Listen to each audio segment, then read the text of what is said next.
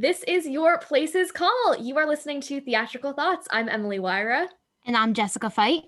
And today we are joined by Stage and Screen's Lenne Klingingman. Lenne is best known for originating the role of Dawn in Sarah Bareilles' Waitress in the first national tour, later taking the role on Broadway. We're so excited to get to chat with you today. How are you? I'm good. How are you both? Doing really well. We are super excited for this. It's really cool to have you on. Thanks for having me. All right, so we tend to kick off our episodes with a segment that we like to call the 60-second life story. So I'm going to throw a good old iPhone timer up, and 60 seconds, your whole life, just casually. Yeah. Just my whole life. Just your whole life. Summary. Whenever you're ready. Okay. All right. I was born in San Francisco, grew up there. My parents moved us to Minneapolis right in between 8th grade and freshman year. That's where I started acting and doing art and art history and things like that. I went to do undergrad where I did a BA in theater arts and art history and did my first professional gig at Shakespeare Santa Cruz, and then decided to go after doing a summer training congress at ACT in San Francisco, I went up to University of Washington in Seattle and got my MFA. It's so stressful, 60 seconds. And then graduated, went to LA, did a bunch of web series and plays and things like that there, and then moved to New York about 5+ years ago, and have been living here and doing kind of every possible thing I can, including music and stage and Shakespeare and all that. That was amazing. Amazing. I'm impressed. That was very succinct. I also love my husband, love my family, all those things, but all of the things. So freshman year-ish high school, coming kind of in and pursuing the arts, kind of what got you in that sphere? I guess I've always been interested in art and storytelling. My dad's a singer-songwriter, musician. And so I'd always been interested in storytelling. My family sort of loved reading books aloud to each other and performing. And I have told this many times, but I grew up sort of performing to myself in the mirror, and my brother and I sort of would memorize funny bits on SNL, or I loved Ace Ventura, but I always had a performative quality to myself, and I didn't know how to sort of funnel it. I did a lot of sports growing up and did I did Taekwondo. And so I had a lot of things going on. And then when we moved to Minneapolis, I was looking for kind of an outlet. And I remember just seeing that there was an audition for Damn Yankees.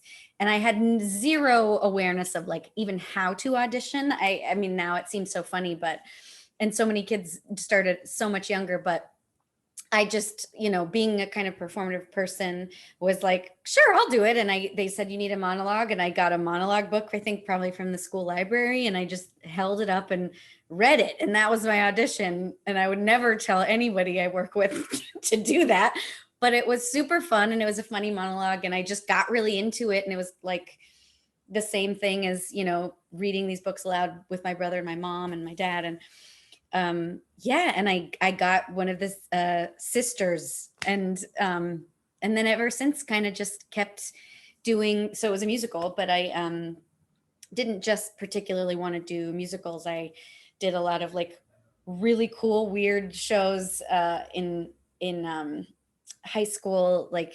We did a version of cabaret that was more it was kind of a blend of the original play that's not a musical and the musical itself, and did a weird whodunit that my friend wrote. And so I did all sorts of things, and then I didn't decide that it was my career until I halfway through college. So how did you, first of all, original work in high school? That's so cool. I know, it was a really cool group of my graduating class, which was just, they were really, really creative, and we all kind of went on to do interesting things. So the writer of that went on to be a filmmaker. So, makes sense.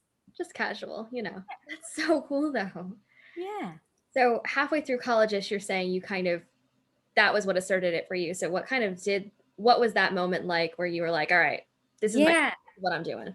So I had done plays like, I was all throughout high school, and I fitted in. I don't know if many kids do this nowadays. I wasn't as like 100% sure that's all I wanted to do. So I was fitting it in with like varsity volleyball, and also doing like a teen arts council at the Walker Art Center. And I was making art too, and doing some wire art that I like to do. And so I was always fitting it in and trying to find time, but that can be really hard.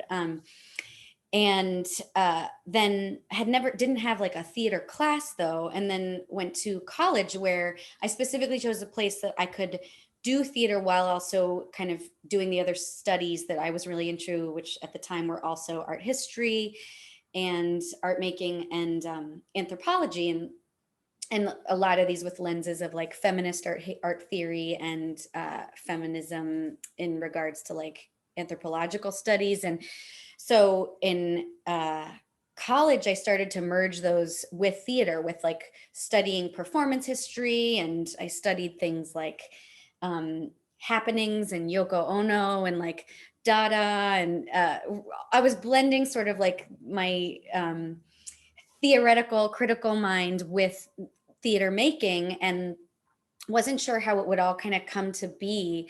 But I picked Santa Cruz because there was a theater there, and I could do all of those things. And then around sophomore year, where it was like, I really have to figure out what's going to be next at the end of this, I decided to, and I was taking theater classes as well.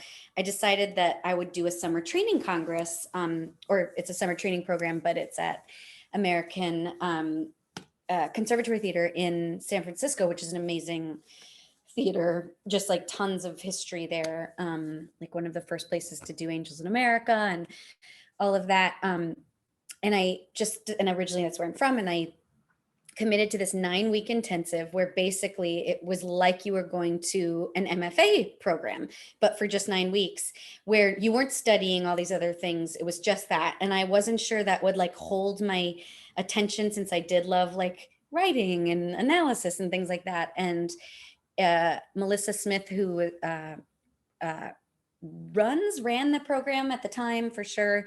I remember her teaching a Shakespeare course where it was on text analysis, and we were breaking down like the language of Shakespeare. And my mind was like, oh, yes, this is what I love about, like analysis and literature, and thinking about art in this way, but I also can apply it.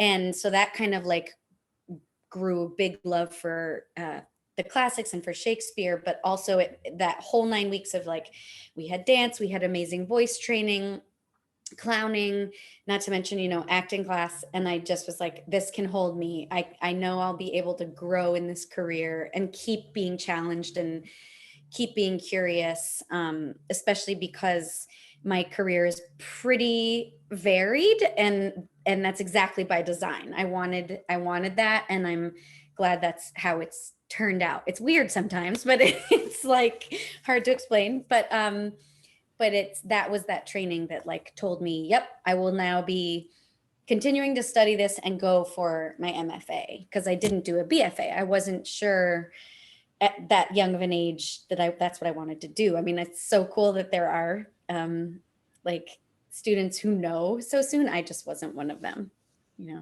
for sure. Yeah. So this kind of 9-week program, this was like mini MFA. So then when you get to your MFA program, was that something where it was like a very easy transition for you, or was that like, what was that kind of process like, I guess? Yeah, that's interesting. I have to think about it. I went straight through. I graduated. I'm young for my grade too. So I went, I got accepted. I applied in my senior year of college, got accepted to a few places, and then went to University of Washington. And I visited. I recommend that for any student who's going to an BFA or MFA. I visited and actually changed my decision of where I would go based on visiting and some financial aid stuff. But the school in Seattle had a really intensive like voice and movement aspect to it. So like we did trapeze, we had movement class that's based on Tadashi Suzuki's theater. So it's called the Suzuki method. It's not the same thing as piano. But it's like physical movement, like stomping. And it was really like my childhood, like Taekwondo thing kind of came in.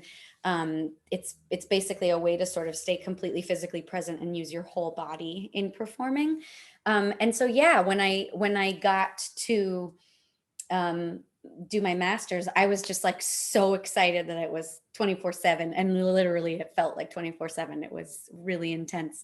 I was just so excited to like use every different part of me, where it was like we were writing solo shows in that program as well. So I was writing, I was learning about, uh, Russian like theory and Stanislavski, and doing Shakespeare, and literally doing trapeze and singing, and then also doing voice work and doing stomping and all that stuff. So yeah, it feels like it was a really easy transition because I'd been building up, and then it just got to be like open the floodgates.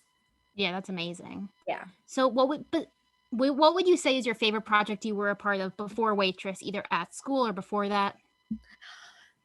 Well, like hands down, it's got to be when I got to play Hamlet, and play Hamlet like as how I identify as a woman.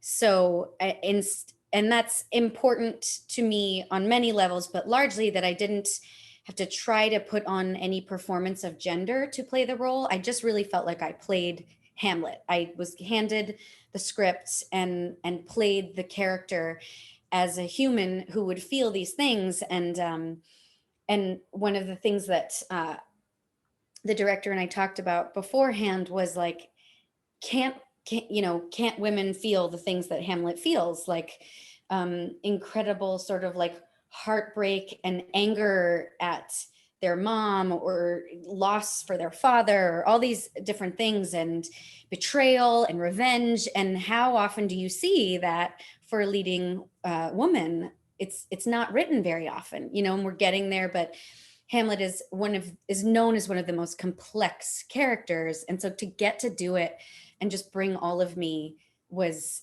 I mean, just hands down one of the most eye-opening, like, oh wow, I always want to play a character this wild and rangy and complex. But also I really liked opening up, being one of the many women who've opened up that sort of canon of roles to women. And I'm interested in doing more and more of that. And I think in our society, we're challenging what gender means. And the more we can mess with that, that happier I am in terms of what we represent, that it isn't just one way of being, black or white, across a lot of things. So that role, that collaboration, it was in Colorado at a place that I love working with a director I love and a theater I love, and a place that is just so amazing, Boulder. It's just like holy, and the cast was amazing. It just was a kind of dream come true. And I love doing Shakespeare, so.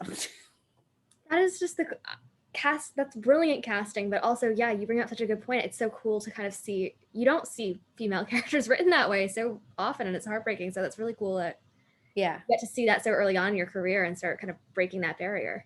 Yeah, and I've played a lot of ingenues in my time, and I'm sure there are people trying to write as complex female characters. We're just, we need to produce them more. We need to support those writers, and it really was like jaw dropping for me how different it felt, to bite into such a juicy apple. So yeah, absolutely. Yeah, definitely. Yeah. So now fast forward, what was your audition process like for Waitress?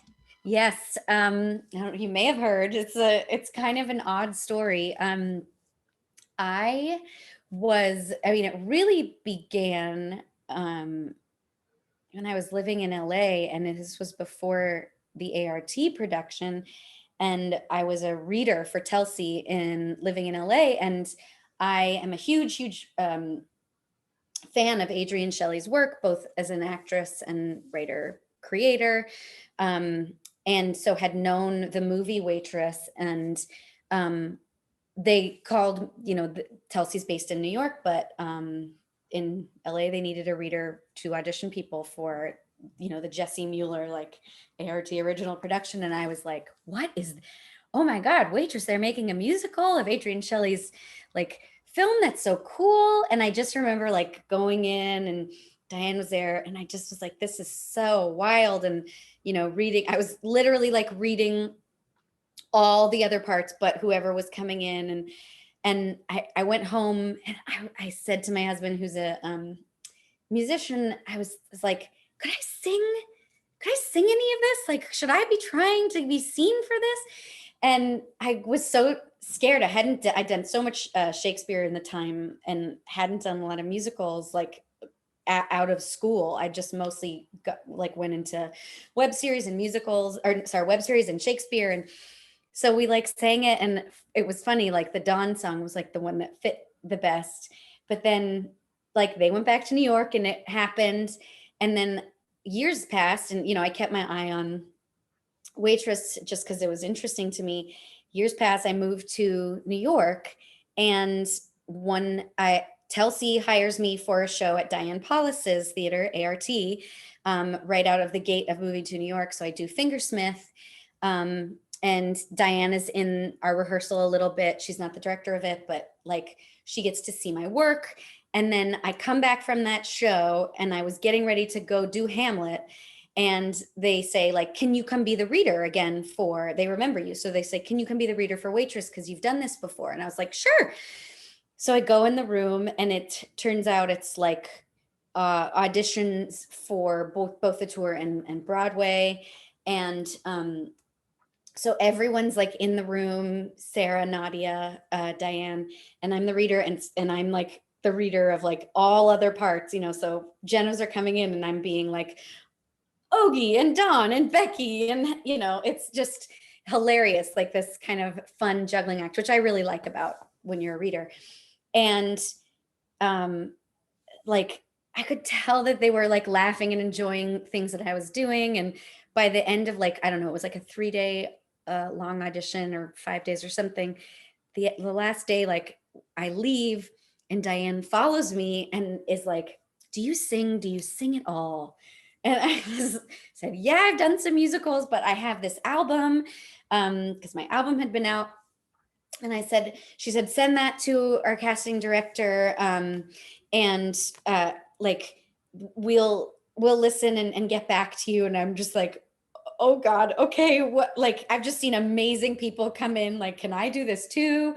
Oh boy. And sure enough, like they listen, they tell me like it's going to be for Dawn, and I'm going to come in with Nadia. And it ended up, because I like kind of knew them, and it was this amazing sort of situation where I knew the material really well, but I got to like work a little bit with Nadia, then went straight into for producers. And then on like one of those sessions was pulled out with Nadia and Sarah. And that's one of my like favorite memories of just singing. Nadia's playing and Sarah and I are singing to each other. And it was so much fun.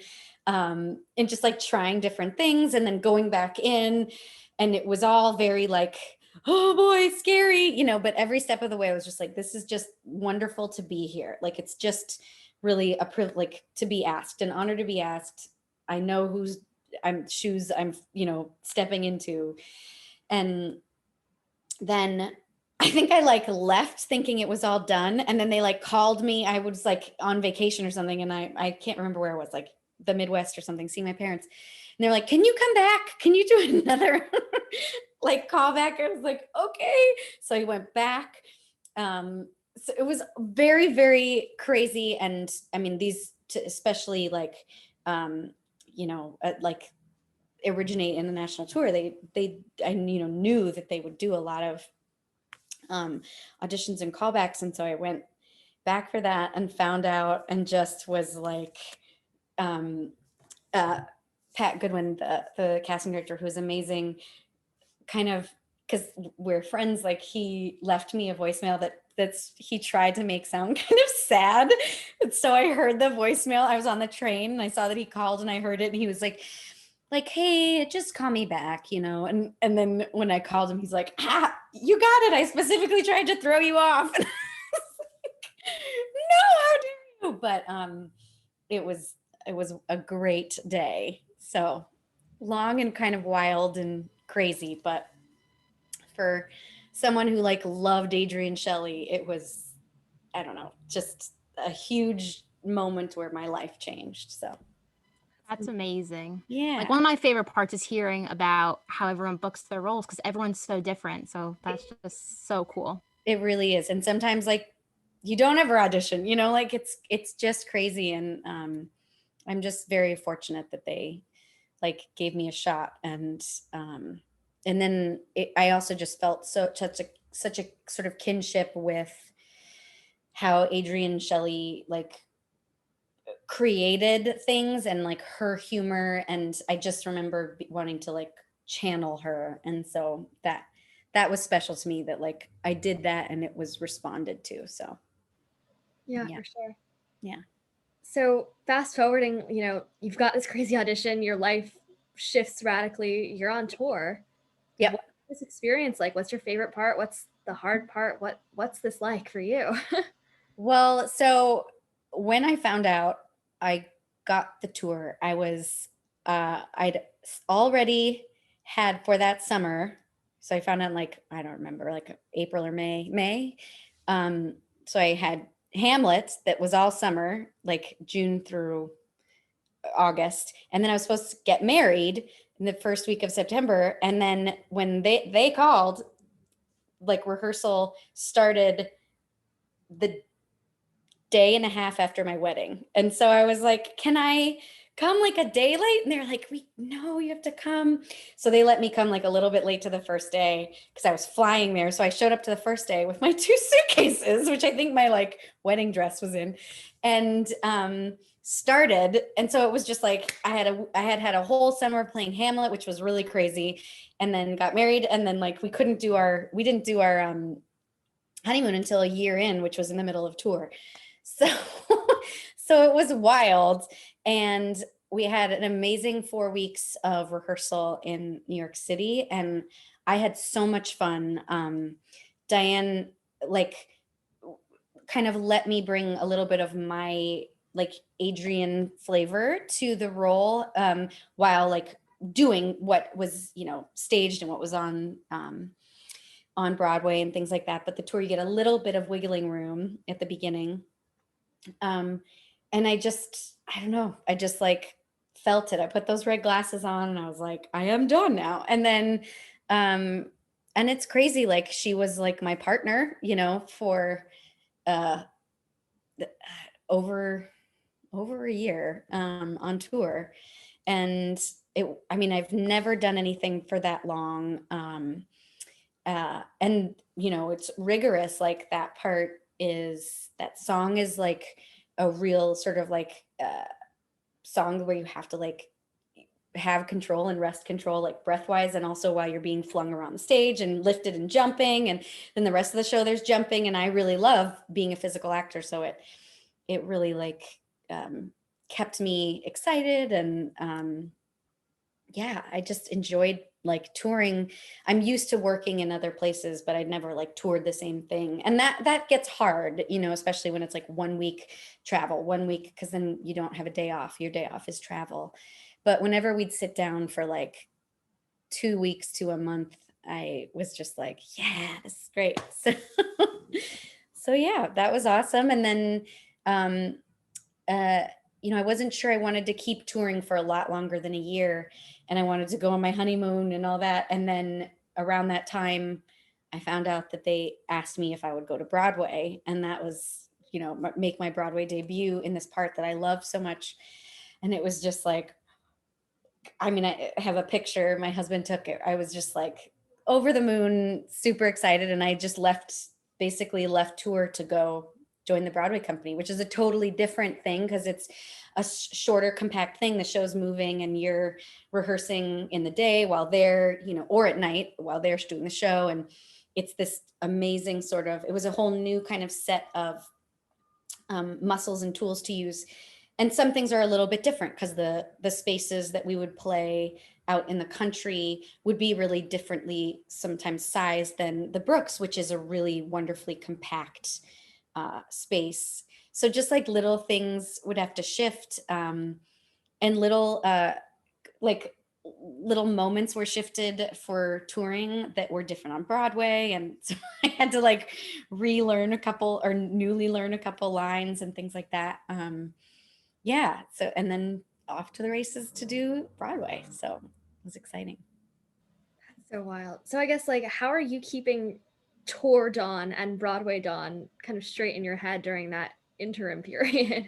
That was hard because I'd done the tour for over a year, and so my body literally wanted to like take, you know, everything from like, instead of just 3 steps to get to like that table, like it was like used to taking 4.5, and because you build it, especially if there's song associated with it, or how far you have to reach, or where that table is spiked, and it's just a little bit new. So there were definitely times where I'd be like, oh, okay, this way, you know. The diner, I always had to be like, oh, okay, I think I hit my hip on the diner a lot, for the first little bit.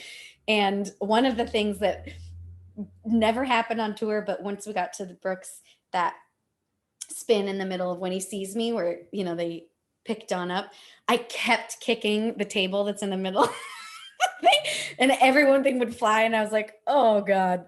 And I had to like learn to just like adjust, you know, I couldn't just be like, wah. So there's little things like that. But I'd learned so well doing the tour for so long, and then we started to have new people on the tour, and a couple shifts here and there, you know, some note sessions where things might change. So I knew how to adapt, but then Broadway, like that can happen even faster, you know, if you have some people come in for just 2 months or something. So I learned how to be even sort of like more flexible and ready to shift things. Like if we needed to shift a certain lift for a new, you know, actor or whatever, you just started to know how to be ready, you know? Yeah, for sure. I think that's kind of interesting. Like you'd think that because tour is shifting so often from location, like the Broadway stage was almost equally as fluid. That's very interesting. Yeah, just fluid in different ways. Exactly. Yeah. So Waitress, I mean, in my head, seeing that show, I sobbed. It's one of those ones that like it's resonated with so many people in so many different ways. So I guess why do you think that is? And what was that like being a part of that kind of a show that hits people so hard? I think it's a great question. I mean, I think it's the original material is just so real and raw, and like speaking of this like complex female characters, right? Like having like female friendships that are just put on the stage, put storytelling that's like not there to make each other be mean or catty or anything, like to really show what these friendships are, was so fulfilling for me to just like be like, this is enough to dig into as an actor. And it works, you know, like so stories about women work, even though we've not been told that for forever. But also like Adrienne Shelley had come from a line of like cinema that worked with complex female characters who were deep and funny and dark. I think the darkness is so interesting, and for me, that's the part that makes Waitress really just like crackle and is spicy, is like that there's an undercurrent of darkness and pain that's so real for so many of us, and it doesn't sugarcoat it, and it shows it for what it is, but it also like wonderfully, in a weird maternal way, it's not weird at all, but like holds you in that place, and is kind of a safe space. I mean, in the way that it's a soft place to land. And which is why I think that moment is sort of that show in a nutshell. So I guess that's why. I mean, it touches on so many different things about relationships with, you know, problematic abusive relationships and motherhood and all of these things, but ultimately it's just complex and real and like has a heartbeat. Yeah, definitely. Yeah. So besides getting to tell this incredible story every night, what would you say was your favorite part about the job and the most rewarding part? On stage, I will say, I think the thing that now, you know, a few years off that sit with me is like all the play that doing something over and over, you know, it can get stale. You could let it get stale, or you could really dig into like moment to moment work and looking into the eyes of your, that in my case, very talented partners, you know, Jeremy Morse, Desi Charity, like, and just like look at this person, and they're going to be different. It's a different day. I'm different. They're different. And yeah, we might be saying the same thing, but like, if I could connect to that, I always had like the best shows because it stayed fresh for the character, you know? And I guess, uh, I guess because you said what was the most rewarding, I want to answer your exact question. Yeah, it was like relearning that every time, and that like anytime I started to think like I know how this goes, I got this, like it would get, just the quality would not be as good, and I'd be like, okay, I have to remember like Dawn's, you know, version of this and what's new, and then recommit to that, and kind of like beginner's mind it, even though it's something you've done hundreds of times. And usually it was playing off of the other people that would bring those aha moments of like, oh right, that's what this is. And so I just think of that, like, I mean, how much Jeremy made me laugh or surprised me or like made me fall in love with Ogie in even newer, more complex ways. And same with the other waitresses, like when we'd have like any of the understudies on, like what's a new way that I love this person. This is a totally different person, you know, and yet we're saying the same things. So yeah, just how, yeah, much possibility there is. Yeah, absolutely. And then off stage, it was super fun to travel and go do fun things around the country. So, What would you say was like your favorite spot that you got to see while you were on tour? my favorite spot. What's my favorite? So many different things. Oh man. I mean, mostly like I just have all these like little flashes of tour where it would be like, oh, that really cool place that we stayed. Like a few of us stayed together in an Airbnb in like Fort Lauderdale on the canal, and like just had so much fun. Or I'll remember like a really beautiful venue. There was an amazing venue in New Orleans that had just like all of these gorgeous lighting and sculpture and like a star sky. And so it's everything, or just like really good food, you know. I loved Nashville. One of my favorite moments I was remembering is like we were putting the show in Nashville, and there were signs up that Bon Iver, which is one of my favorite bands, was like rehearsing in the other big theater, because a lot of times these areas or these sort of complexes have multiple theaters. And I would like go do my scene and then go sneak and try to like listen to what they were doing. And I found a back door, and I couldn't see anything. It was just like a light show. They were rehearsing like for their tour, and I just like listened, and it's like these weird adventures that you can go on. And then I would go see Justin Vernon walking through and be like, oh my God, you know, I was nerding out, and then like running on to go do a Broadway tour. So it was funny. That was a good memory. That's so, I would probably die. Yeah, no, I was definitely like turning red and like, yeah, but also like trying to like be where they might leave on a break. Yeah. So now, speaking of music, you've got music of your own. So you've got an album out. What was the process of getting that out there like for you? It was interesting because like I didn't know what it would be. I've always sung with my dad, who's a musician, and when we first started, it was going to be kind of all an album of cool covers that we'd sung from some for my like most of my life. Like one of them was Till There Was You, that didn't end up on the album, but it started that way. And then my dad had written some originals, and then he and I worked on one or two, and it just became this like project that was a labor of love. And then in the midst of that, my husband and I met, and so he jumped on to be like our piano player and producer. And so it just I don't know, it was like a passion project that kind of kept growing the more we just were like, oh, what is this? Oh, we could use this amazing engineer in Nashville. And oh, we've got this drummer who was also like the drummer of Fun and El Vi. And then it just sort of formed, and I did a Kickstarter, and it was something that I loved. And when I made it, I didn't know that anyone would listen to it. It got some like, it happened to get some great radio play on like folk or alt folk radio stations, but then really like it, that was all, you know, I wanted to be an actor, so I wasn't sure that this would go any further. And then when Waitress started, like it was this thing I could kind of hand and be like, here you go, here's like what I sing and how I sing. And you know, which needed to shift a little bit from like recording voice to what's something who can sing every night, you know, 10 times a week. So I trained and worked on that, but then like got to have the album shown to a whole new group of people via Waitress. And so it's had sort of like a second life.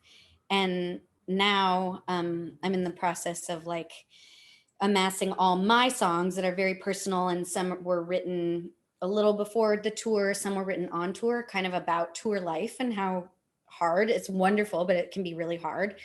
And then things after that too, about loss and love and adulting. And so that is currently one of the projects that I'm working on and trying to finish, because I am a procrastinating perfectionist. So Why do I feel that? So you mentioned kind of talking about the tour experience and talking about, you know, love and loss, but is that mainly where you draw inspiration from writing now? Is that kind of, where have you drawn inspiration from in the past too, I guess? Pretty much, I write definitely from my life. I write when the muse hits me, which sometimes when you're going through rough stuff, it can hit all the time, and then sometimes it goes away. And so, and that's part of, I think, why this current one has taken so long, because it's, you know, I went through, trying to do math right now, like about 10 years ago, went through a divorce. And I think that's where that first album sort of was born out of. And then I started writing after that. And then that morphed into kind of new love. And then that morphed into like building a home, but then like being on tour and being away, and the difficulties of tour life too. And then and growing up, and then, you know, experiencing quickly after that, experiencing a miscarriage, which was, you know, I was public about. And then, you know, it's just life keeps going. And so I feel like I keep writing new songs, and I'm like, oh, this is what this album will be. And I mean, really, I think it's just going to be an album of like, of personal growth. I sometimes play with like, you know, writing workshops and writing exercises that are like, right. From one time I wrote a song from like Daryl from Walking Dead from his perspective. It was not bad, but I was like, wow, I really vibe with Daryl. But I mostly write from like a line of truth that like hits me, you know, just even if it's not necessarily poetic, but it's like everything from like, you know, that feeling of when you want to talk about something, but you don't want to talk about it, you know, like it's too much. So it's so much, all is going on, especially in COVID. So much is going on, so nothing is going on. You know, those types of like oxymorons or dichotomies or things that just don't quite fit, that are very human. Usually that's like what I start from. Like one of my main songs for the next album is called Going Nowhere Home. And it's that idea of like, I'm going nowhere home, you know, and it meant a lot to me, and who knows what it'll mean to other people. Maybe it means nothing, but that's kind of like where I draw my inspiration from. So they're usually they might be like veiled and about someone else's kind of weird perspective, but they're always from my truth. Yeah, that's amazing. Yeah. So I guess kind of wrapping up, what would you say is one piece of advice that you would give to your younger self? It's just so many things. It's not, I think it's largely like this thing that I'm still grappling with of perfectionism, which just doesn't, I think as a younger actor, it helps you sometimes, right? Like it can help prepare you for auditions, and you can memorize well and read the plays and be really prepared. But that perfectionism doesn't always like let your creativity breathe. And so to I guess be a little easier on myself and be more messy, that it's okay to be messy. People will hire you even if you're, artistically a little messy, hopefully not professionally messy. That's never good. But then in connection with that, in concert, I think if I'd been a little bit kinder to myself and let myself be more messy, I might have been to this point of sharing my own work with a little bit more ease, because it's like a vice grip on my heart to share these things. It's really scary, and easier to do other people's writing, like as an actor usually does, or do covers, or whatever that may be, or rehearse in front of a mirror doing Ace Ventura moves. Like, to make your own is a different kind of confidence and muscle and trust. And I guess kind of being messy is trusting yourself. And so now I'm at this place where I'm trying to trust myself. It's hard, even in my age, like, to do that. And also I'm trying to write a play about something that's very personal to me right now with a friend. And I can't think too far ahead, like about how it's going to be received or whatever, because that fear voice or that trust voice comes in, and my perfectionist self wants to fix it. And I'm like, oh, but I have so much fun if I can just breathe and be in the creative space and trust and get messy, the way that I will if I'm handed like Hamlet, so I guess that's the place I'm trying to build for myself. And I wish I'd been there at a younger age. Yeah. Yeah. I think that's really solid advice and an amazing sentiment to end on. Lenne, you are amazing. This has been so cool. Thank you so much for coming on. Like, this has been so cool for us. We're totally thank you so much again. We can't tell you how much we appreciate it. Of course. I'm so glad to have been here. You guys are great. And I feel like I just talked your ears off. So. And we love that. So to connect with Lenne on Instagram, follow at Lenne Klingingman, where you can keep up to date on her latest projects. Be sure to follow Theatrical Thoughts at Theatrical Thoughts Podcast on Instagram as well. Thank you guys so much for listening, and we will see you in the next one. Bye. Bye. Bye.